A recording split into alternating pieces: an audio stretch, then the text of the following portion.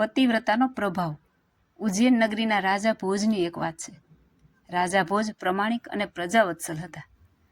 પ્રજાના સુખ દુઃખ જાણવા માટે એક વખત રાજા ભોજ વેશ બદલો કરી રાત્રે શહેર ચર્ચા જોવા નીકળ્યા. ફરતા ફરતા બ્રહ્મપોળમાં આવ્યા. ત્યાં એક અગ્નિહોત્રીના ઘરની પાસે આવતા જાળિયામાંથી અજવાળું આવતું જોઈ તેમાં નજર કરે છે તો અંદર કુંડમાં અગ્નિદેવ જ્વાળા રૂપે પ્રકાશિત થયેલો હતો.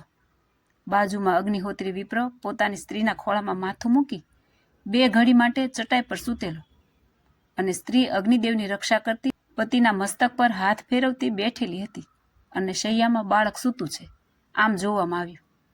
ત્યાં તો શૈયામાં સૂતેલું બાળક જાગૃત થઈ રડવા માંડ્યું. પણ પતિવ્રતા ધર્મ પ્રમાણે પોતાથી પતિને નિંદ્રાભંગ કરી બાળક પાસે જવાય નહીં. બાળક રડતા રડતા બેઠું થઈ ગયું. માતાને દેખી રડવું ભૂલી માં બોલતું ઢીચણીએ ચાલતા મા તરફ આવવા લાગ્યું. માતાએ જાણ્યું કે છોકરું હમણાં કુંડમાં પડશે અને ગજબ થશે. હવે પોતાથી તો ઉઠાય નહીં. તેથી અગ્નિદેવને કહેવા માંડી, ઓ અગ્નિદેવ, હું પતિવ્રતા છું. આપ પતિવ્રતા ધર્મના જ્ઞાતા છો. ગમે તેમ થાય પણ મારાથી પતિની સેવામાંથી ઉઠાશે નહીં. માટે તમે મારા બાળકનું રક્ષણ કરજો. તમે ધર્મ સ્વરૂપ છો. ધર્મનું રક્ષણ કરવું એ તમારો ધર્મ છે. માટે મારા બાળકને જરા પણ આંચ આવવા દેશો નહીં. આમ બહુ પ્રાર્થના કરે છે. અને રાજા ભોજ પણ બહાર જાળિયામાંથી એકી ટસે પેલા છોકરાનું શું થાય છે તે જોઈ રહ્યો છે.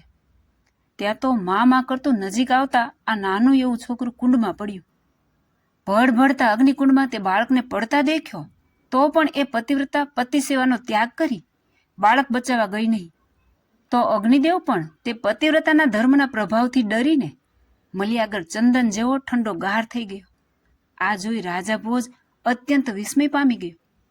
સવારે સભામાં પંડિતોને તથા સભાજનોને રાત્રિએ બનેલી સર્વ હકીકત કહી સંભળાવી. ત્યારે સરસ્વતી દેવીના કૃપાપાત્ર કાલિદાસે કહ્યું કે રાજન, પતિવ્રતાનો પ્રતાપ તો અતિ અતુલને અમાપ છે. ધન્ય છે એવી પતિવ્રતા નારીને જેનો સ્પર્શ કરતા દેવો પણ ડરે છે.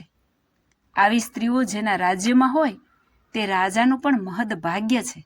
તો જેના ઘરમાં હોય તેના તો કેટલા ભાગ્ય. જય સ્વામિનારાયણ.